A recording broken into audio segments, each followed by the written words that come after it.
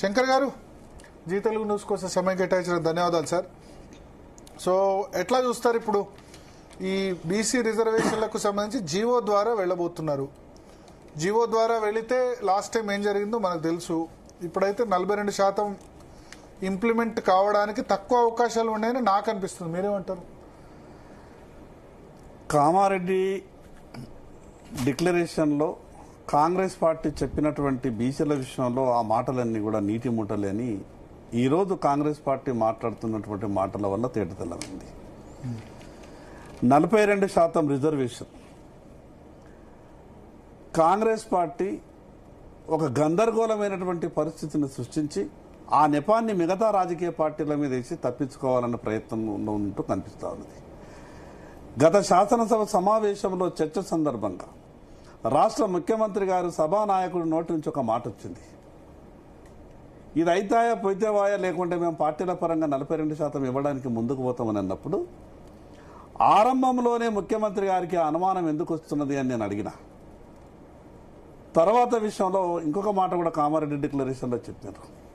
సంవత్సరానికి 20,000 కోట్ల రూపాయలు సప్లా నిధులు ఇచ్చే బాధ్యత మాది.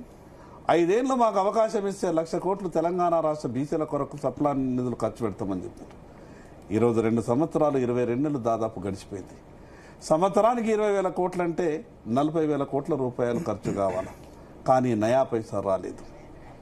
కామారెడ్డి డిక్లరేషన్లో మాట్లాడినటువంటి బీసీల గురించి ఏ ఒక్క మాటని కూడా ఈరోజు కాంగ్రెస్ పార్టీ అమలు చేయలేదు. రాష్ట్ర కేబినెట్లో సగం మంది బీసీలకు మంత్రులు ఇస్తామని చెప్పారు. ఈ తెలంగాణ రాష్ట్రంలో నామినేటెడ్ పదవులలో బీసీల శాతం ఎంత ఉంటే అంత ఇచ్చే బాధ్యత మాది అన్నారు.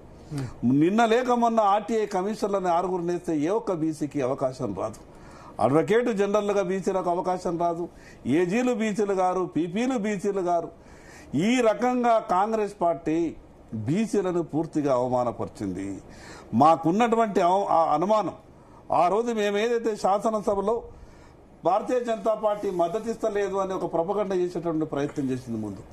మేము భారతీయ జనతా పార్టీ మనస్ఫూర్తిగా మేము మద్దతు ఇచ్చినాము, కానీ మాకు ఆ రోజే కాంగ్రెస్ పార్టీ మీద అనుమానం వచ్చింది. ముందుగా ముఖ్యమంత్రి గారు అన్నారు, నేను అఖిలపక్ష సమావేశం పెడతా, అఖిలపక్షాన్ని తీసుకెళ్తా అని చెప్పారు. ఏ రోజు కూడా అఖిలపక్ష ప్రస్తావన రాలేదు.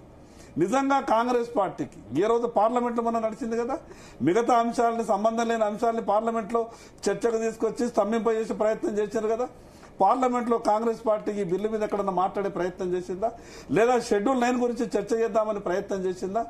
కేవలం కాంగ్రెస్ పార్టీ ఎన్నికల సమయంలో మాత్రమే బీసీలకు ఉంది కదా. ఇప్పుడు గవర్నర్ చేతిలో, రాష్ట్రపతి చేతిలో ఉంది, కేంద్ర ప్రభుత్వం చేతిలో ఉంది. ఇప్పుడు కాంగ్రెస్ ను బ్లేమ్ చేయడం ఎందుకు? కాంగ్రెస్ పార్టీ చేయాల్సినటువంటి కార్యక్రమాలు చేయక, అమలు చేయలేనటువంటి ఒక గందరగోళమైనటువంటి పరిస్థితుల్లో ఉండి ఆ నెపాన్ని మిగతా పార్టీల మీద పెట్టి తప్పించుకోవాలనే ప్రయత్నం చేస్తున్నది. కాంగ్రెస్ పార్టీకే ఈరోజు క్లారిటీ లేదు. కాంగ్రెస్ పార్టీ పదే ఈరోజు భారతీయ జనతా పార్టీ మీద మాట్లాడే ప్రయత్నం చేస్తున్నారు కదా. ఎక్కడ వ్యతిరేకించింది భారతీయ జనతా పార్టీ? శాసనసభలో మీరు బిల్లు పెడితే పూర్తిగా 100% మేము మద్దతు ఇచ్చినాం కదా. అందులో ఉన్న విషయాల్ని మాట్లాడినాం కదా. మతపరమైనటువంటి రిజర్వేషన్లని ఈరోజు రాజ్యాంగం ఒప్పుకోదు. అనేక సందర్భాల్లో సుప్రీంకోర్టు జడ్జిమెంట్లు ఉన్నాయి, హైకోర్టు జడ్జిమెంట్లు ఉన్నాయి. మీరు ముస్లిం బీసీలు అనే ప్రస్తావన తీసుకొచ్చేటటువంటి ప్రయత్నం చేయకండి. ఆ ముస్లిం బీసీ అనే ఒక పదం వల్ల, ఆ యొక్క ప్రస్తావన వల్ల, రాజ్యాంగానికి వ్యతిరేకమైనటువంటి మతపరమైనటువంటి రిజర్వేషన్ల వల్ల మీరు చెప్తున్నటువంటి మాటలన్నీ కూడా అబద్దమని తేటతెల్లమైతే ఉన్నాయి.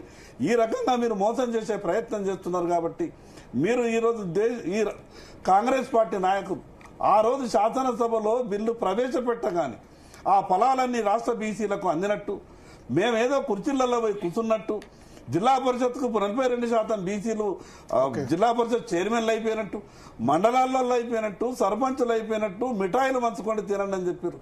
సభలలో చెప్పిండ్రు. రాష్ట్ర కాంగ్రెస్ నుంచి ఒకసారి వి హనుమంతరావు గారు జాయిన్ అయ్యారు. ఈ రాష్ట్ర కాంగ్రెస్ పార్టీ అధ్యక్షుడు ఒక మాట మాట్లాడతాడు ఒక సభలో, రేవంత్ రెడ్డి కాదు రేవంత్ గౌడ్ అయిపోయింది అంటాడు. ఇంకొక సభలో రేవంత్ రెడ్డి కాదు రేవంత్ ముదిరాజ్ అయిపోయింది అంటాడు. ఇంకో సభలో రేవంత్ రెడ్డి కాదు రేవంత్ యాదవ్ అయిపోయింది అంటాడు.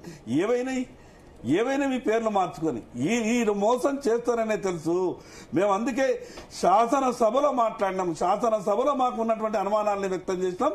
తప్పకుండా కాంగ్రెస్ పార్టీ చేస్తున్నటువంటి మోసాన్ని తెలంగాణ రాష్ట్ర బీసీలకు అంతా కూడా తెలిసే విధంగా భారతీయ జనతా పార్టీ పూర్తిగా చెప్పబోతుంది. హనుమంతరావు గారు, జీ తెలుగు న్యూస్ కోసం